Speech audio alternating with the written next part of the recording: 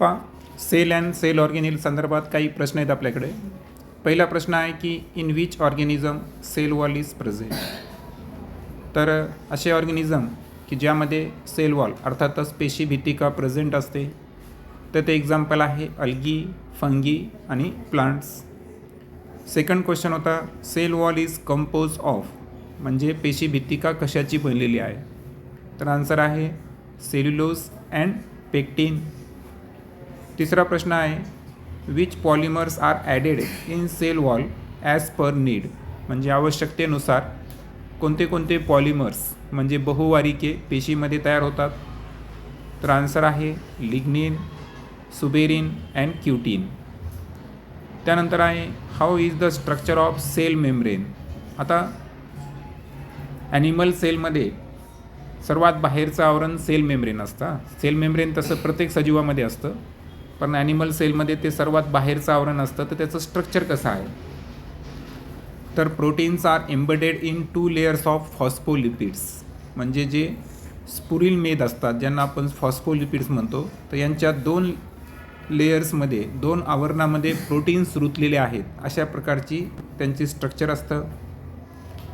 पुढचा प्रश्न होता which process of cell needs energy, म्हणजे कोणत्या क्रियांसाठी पेशींना ऊर्जेची आवश्यकता असते. तर त्यामध्ये पहिला आहे एंडोसायटोसिस, दुसरा आहे एक्झोसायटोसिस. त्यानंतरचा प्रश्न होता व्हॉट इज एंडोसायटोसिस, की एंडोसायटोसिस काय आहे. तर आन्सर आहे पहा to engulf food and other substance from outer environment, म्हणजे बाह्य पर्यावरणातून अन्न किंवा इतर पदार्थ इनगल्फ म्हणजे गिळंकृत करण्याची प्रोसेस, याला म्हणायचं एंडोसायटोसिस. पुढचा प्रश्न आहे एक्झोसायटोसिस काय आहे.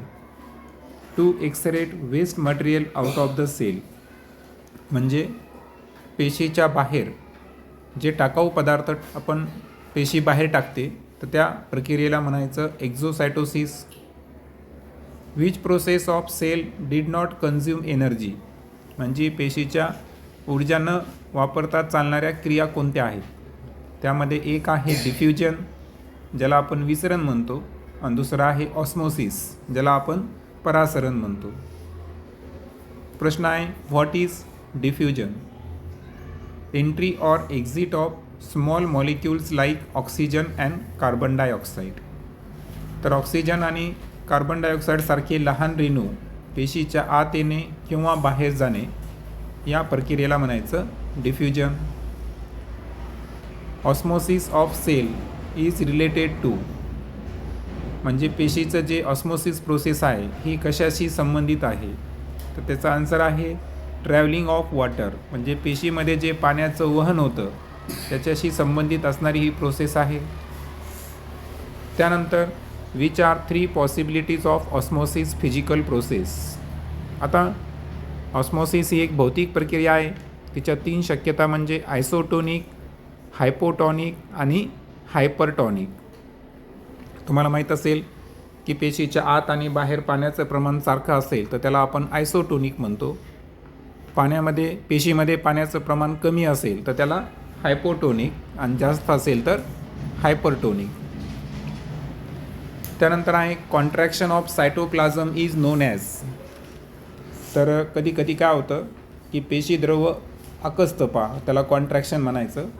तर त्या प्रोसेसला काय नाव आहे, तर त्याला नाव आहे प्लाझ्मोलायसिस, ज्याला आपण रससंकोच म्हणतो. त्यानंतर प्लाझ्मा मेम्ब्रेन अँड न्यूक्लियस यांच्यामध्ये कोणता फ्लुइड प्रेझेंट असतो, असा एक प्रश्न आहे. Which fluid is present between plasma membrane and nucleus. तर त्या फ्लुइडचं नाव काय आहे, सायटोप्लाझम, ज्याला आपण पेशीद्रव म्हणतो. Which is medium for cellular chemical reaction, म्हणजे तर पुढचा प्रश्न होता which is the medium for cellular chemical reaction, म्हणजे पेशीमध्ये बऱ्याचशा रासायनिक अभिक्रिया होतात, तर त्याचं माध्यम काय आहे, तर ते सुद्धा काय आहे सायटोप्लाझम.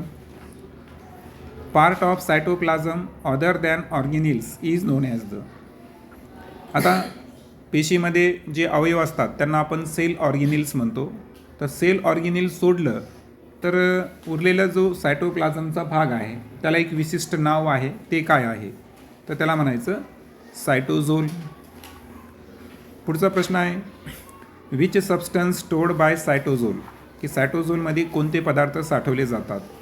तर आन्सर आहे amino acid, glucose and vitamins. Which cell organelles can be seen without electron microscope. आता पेशीची अंगके पाहायची असेल तर इलेक्ट्रॉन सूक्ष्मदर्शकाचा वापर लागतो, पण अशी 2 पेशी अंगके आहे की ज्यांना पाहण्यासाठी मायक्रोस्कोप लागत नाही, इलेक्ट्रॉन मायक्रोस्कोप. तर ते आहेत न्यूक्लियस आणि क्लोरोप्लास्ट. क्लोरोप्लास्ट जे आहे हे प्रत्येक वनस्पती पेशीमध्ये असणारं ते लवक आहे. Which are 2 main parts of the nucleus. आता पेशीचं सर्व कार्य केंद्रक नियंत्रित करतो. तर या केंद्रक अर्थातच न्यूक्लियसचे 2 मुख्य भाग कोणते. तर पहिला आहे न्यूक्लिओलस आणि दुसरा आहे नेटवर्क ऑफ क्रोमॅटिन फायबर्स, की ज्याच्यापासून पुढे क्रोमोझोमची निर्मिती होते. Chromatin fibre condense to form, म्हणजे क्रोमॅटिन फायबर जे आहेत हे जेव्हा कंडेन्स म्हणजे यांचा आकार लहान होतो, म्हणजे ते थोडेसे जाड होतात, अशा वेळेस ते काय तयार करतात, तर ते तयार करतात क्रोमोझोम. आणि लक्षात घ्या ह्युमन सेल जे आहे तर याच्यामध्ये 46 क्रोमोझोम असतात, 46 क्रोमोझोम. अर्थातच 23 पेअर्स म्हणलं तरी चालतं. त्यानंतर आहे functional segment on chromosome are called as, म्हणजे क्रोमोझोमचं कार्यात्मक एकक कोणतं आहे, तर ते आहे जीन्स, ज्याला मराठीमध्ये आपण जनुकेसुद्धा म्हणतो. त्यानंतर आहे which are 2 main function of nucleus, म्हणजे केंद्रकाची 2 महत्त्वाची कामं कोणती.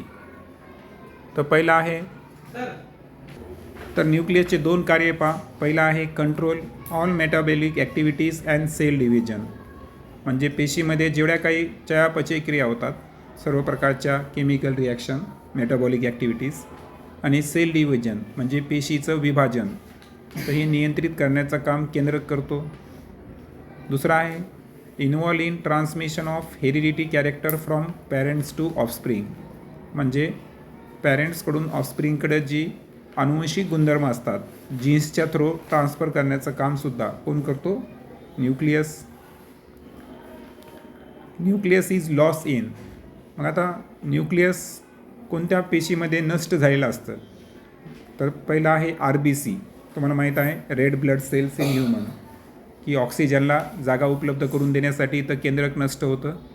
आणि दुसरं आहे sieve tubes of plant phloem, म्हणजे वनस्पतीमध्ये ज्या रसवाहिन्या असतात ज्यांना आपण फ्लोएम म्हणतो, तर यांच्या ज्या सीव ट्यूब सेल्स असतात यांच्यामध्ये न्यूक्लियस नसतं.